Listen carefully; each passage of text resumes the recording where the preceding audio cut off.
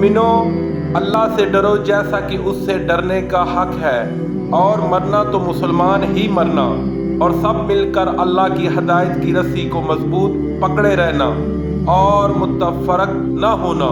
और अल्लाह की इस मेहरबानी को याद करो, जब तुम एक दूसरे के दुश्मन थे तो उसने तुम्हारे दिलों में उल्फत डाल दी और तुम उसकी मेहरबानी से भाई भाई हो गए, और तुम आग के गड्ढे के किनारे तक पहुंच चुके थे तो अल्लाह ने तुमको उससे बचा लिया।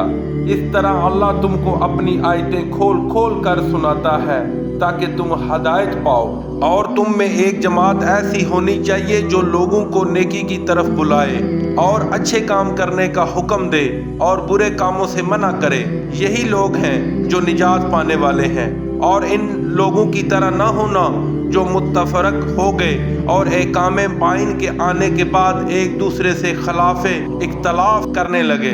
ये वो लोग हैं जिनको क़यामत के दिन बड़ा अजाब होगा, जिस दिन बहुत से मुंह सफ़ेद होंगे और बहुत से मुंह स्याह। तो जिन लोगों के मुंह स्याह होंगे उनसे अल्लाह फरमाएगा, क्या तुम ईमान लाकर काफिर हो गए थे?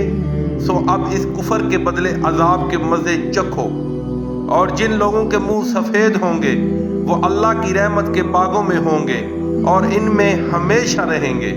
और ये अल्लाह की आयतें हैं जो हम तुमको सेहत के साथ पढ़कर सुनाते हैं। और अल्लाह अहले आलम पर जुल्म नहीं करना चाहता। और जो कुछ आसमानों में और जो कुछ ज़मीन में है सब अल्लाह ही का है, और सब कामों का रजू और इंजाम अल्लाह ही की तरफ है।